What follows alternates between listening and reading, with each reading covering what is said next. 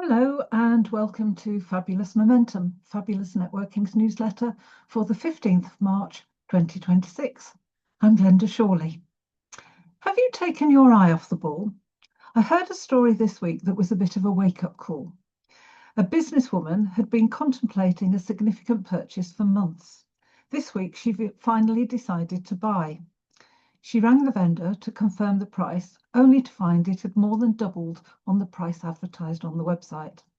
The vendor didn't know that the old price was on there. When did you last check your website and other information sources? I logged into an account with the supplier today to find that my profile was out of date. I'd forgotten all about it. So here are some suggestions for keeping your eye on the ball. Make a note of all the places where you have information about you or your business. This might be a spreadsheet, a Kanban board like Trello, or just a diary or Word document. Schedule time in your diary on a regular basis to check or update your information or delegate the task to a VA. Top of your list should be your website, but also check your email signature, out of office message, social media profiles, membership directory entries, repeat advertisements, and other marketing materials, including a business card if you have one. Check that anyone who will be introducing you as a guest contributor, for example, on a podcast, video, blog, or radio show, or as a speaker, has up-to-date information about you. Even if your information is still up to date, a refresh might generate some fresh interest and show you're still alive. I'm off to check where else I might have some out-of-date information. Will you join me? In the diary this week, on Monday, it's BizChat online. On Tuesday, the 17th, it's Shrivenham in person. Wednesday, the 18th, is Pinner in person. Thursday, the 19th, is Hook in person. And then we round off the week on the 20th with a Get It Done Day.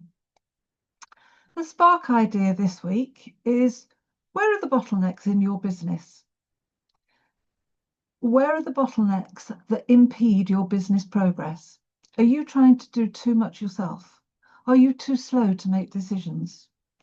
Are your processes fit for purpose? Perhaps you have technology that is too slow, or maybe a manual process needs to be automated to keep moving fast enough. Be honest with yourself. Ask your team, or even ask a few supportive customers. Our introduction rounds have been really revealing this month. We've heard about career journeys, hobbies, volunteering experiences, and so much more. They've enabled us to discover surprising things we have in common with our fellow networkers. What will you share this week? Have a good one. Food for thought this week, we're talking about the confidence myth. You're good at what you do. You have years of experience. You've got qualifications and testimonials to prove your competence, yet you're reluctant to step outside your comfort zone. Maybe you're declining invitations to speak, refusing to make video content, or even become visible on social media. Do you have a confidence gap? What is confidence? People often see confidence as loudness, charisma, or dominance, but it's not. Confidence is quieter, more informal. It's about self-trust, self-belief, and owning who we are. Confidence comes after, not before. I'm always looking for new speakers for our events. I start with members. Some are keen to speak whenever invited. Some prefer to speak only where they're known or in person, where they can see the body language of their attendees. Others prefer online, where they can use a presentation deck as a crutch. Others just don't want to speak. They say they couldn't do it. They're wrong. They could, but a lack of confidence is holding them back. Now, if I asked our regular speakers how they felt before their first talk, most would say anxious. I heard a multi-award-winning speaker say she still gets nervous before her, and she's been speaking for years. Few people start confident.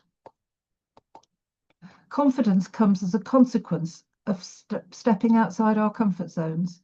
It comes from practice and experience. To the action. What is the lack of confidence holding you back from? Can we help you to take the next step? Our meetings are a safe space to test your speaking skills, or use a Get It Done Day to stretch your comfort zone and get feedback, whether it's preparing a talk, recording a video, or something else where some support could make the difference? Go on, take that step outside your comfort zone and let us know how you get on. Let's share your success with our community and encourage each other to be just that little bit braver. Our member in the spotlight this week is Mandy Dineley of My Beautiful Pen. Mandy Dineley is a talented vocalist and wordsmith. She specialises in wedding speeches, vows, etc., but can write lovely personalised words for any occasions.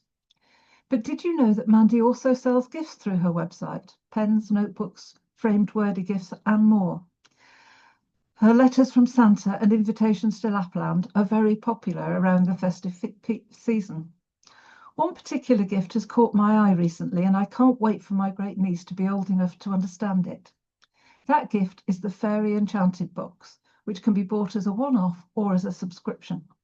This box is full of lovely little magical woodland fairy-related gifts that will take your little one on a gorgeous adventure in their own back garden. The subscription model sees this supplemented with regular additional items. There is a link in the newsletter to check it out on Mandy's website. As I mentioned, this month's introduction rounds are asking you to tell us one thing we don't know about you or your business. You might like to give some thought to that now, and I've shared some insights or ideas in an article in the news section of the website. We've already heard some fascinating stories this week. There are more adrenaline junkies than I expected. 2 members were even heard plotting to do a wing walk. I won't be joining them. We might also be able to put a fabulous networking supergroup together at some point in the future. You then have a list of everything that we've got going on over the next 4 weeks or so. And I wind up with a quote.